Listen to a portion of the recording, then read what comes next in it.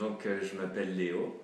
Je m'appelle Margot et j'ai travaillé dans le cadre d'un emploi à venir pendant 5 ans sur le projet périéducatif avec notamment le RADSI et les associations Couleurs du Monde et Éthique et Sol. Un bilan, si je devais dresser un bilan, c'est un bilan d'abord super positif. Ça m'a vraiment apporté en très peu de temps une très belle expérience. L'échange de pratiques et la découverte des façons de faire des autres m'ont permis de perfectionner la mienne et de l'enrichir. Cette démarche de partage d'expérience m'a d'une part au début beaucoup aidé à développer mon expérience, à apprendre des autres, puis par la suite à moi-même repartager ces différents savoirs que je pouvais avoir avec des animateurs qui avaient de moindres connaissances sur la question de l'éducation à la citoyenneté mondiale, mais qui m'ont eux-mêmes apporté des expériences et des connaissances sur d'autres thématiques que je pouvais moins connaître. Donc pareil, très bon relationnel, on était en contact régulièrement avec Jean-Pierre, le président de l'association. Et le mardi et le jeudi avec Margot, donc très bien aussi, très bonne entente. On était belle complémentarité entre nous. Voilà, donc elle avec son expérience a vraiment apporté un réel cadre aux animations. Donc voilà, c'était très plaisant de travailler, donc que ce soit avec Agir ou avec Margot le jeudi. On a eu besoin de formation, notamment sur la gestion de conflits en espace scolaire. Et c'était très intéressant de pouvoir faire appel à des personnes de l'éducation nationale qui ont une réelle expertise sur la question et qui nous ont apporté différentes clés de compréhension de qu'est-ce qu'un conflit, comment arrive un conflit, comment on le prévient, qu'est-ce qu'on peut répondre. Donc c'était ma première expérience de TAP. J'ai eu des premières expériences dans l'animation pendant un service civique. Sur la dernière année, j'ai été en co-coordination de ce projet avec Tiffany Ardouin du RADSI. Ça m'a permis de continuer dans la montée en compétences. Je souhaite continuer dans cette voie de l'éducation à la citoyenneté mondiale. Je suis actuellement en VAE pour valider cette expérience de 5 ans pour passer un DGEPS. Donc je compte continuer dans l'animation avec notamment des colos prévus pour cet été 2018 et une rentrée à l'IUT Bordeaux-Montaigne, donc animation sociale et socioculturelle.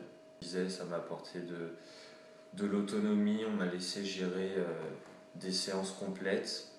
Pour moi, ce qui a été très fort dans ce projet, c'est toute la question de l'émulation, du partage d'expériences, de la co-construction de contenu.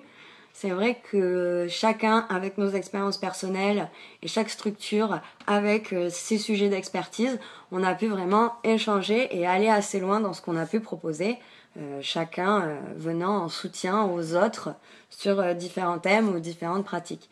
Le fait qu'on ait pu partager aussi les freins que l'on rencontrait en animation et se donner un petit peu des billes sur nos différentes techniques et sur tout ce qu'on a pu générer en savoir chacun de notre côté a été très fort pour moi. J'ai découvert à travers les autres membres du projet toute la question de la méthodologie de création de cycles et de contenu. J'ai été très surprise par les connaissances et la compréhension des thèmes de la part des enfants. Et c'est vrai que ça a généré chez moi et d'autres animateurs l'envie d'aller plus loin et de permettre aux enfants de travailler et de porter les thématiques qui les intéressent directement. On a co-créé les associations Couleurs du Monde et la César, un cycle qui s'appelle Organisons nos utopies, qui a été un réel succès, plébiscité par les enfants, mais également les centres sociaux qui coordonnaient les actions dans les écoles. Énormément de rendus ont été faits, énormément d'actions concrètes ont été réalisées par les enfants. Et c'est un vrai succès que de les entendre dire qu'en CM2, ils peuvent déjà faire des choses. Pour écrire ce cycle, on s'est vraiment donné comme fil conducteur l'autonomie et le libre arbitre de l'enfant dans ses choix de thèmes. Donc pour le cycle musique que j'ai fait avec Margot, on a pris une bonne matinée déjà pour penser aux séances, au thème des séances. Donc le thème principal était la musique. Et ensuite, le découpage a été fait au gré des idées. On avait déjà des thèmes, par exemple musique africaine, c'était sûr qu'on allait l'aborder. Musique asiatique, c'était sûr qu'on allait l'aborder. Donc tout ça, c'était déjà des bases qui y étaient. Et ensuite, voilà, au gré des discussions, on a enrichi ce programme donc, qui s'est allé sur une dizaine de séances. Travailler dans le cadre de ce projet m'a permis notamment d'apprendre à m'adapter aux besoins et aux différentes contraintes que l'on peut rencontrer, comme par exemple des enfants non francophones ou des problèmes liés à l'actualité comme les attentats de Charlie, qui nous ont obligés à analyser et à réfléchir les séances pour les adapter aux questionnements et aux différents besoins que pouvaient avoir les enfants, s'adapter à des problématiques de locaux par exemple. Relation donc avec les équipes éducatives, ça s'est vraiment super bien passé, donc que ce soit le mardi avec l'association Agir. Au niveau du lien avec les équipes éducatives, c'est vrai que le projet Étape n'a pas toujours été bien accueilli au début, en sachant que les équipes éducatives ont elles-mêmes leurs propres contraintes de temps, de programme, etc.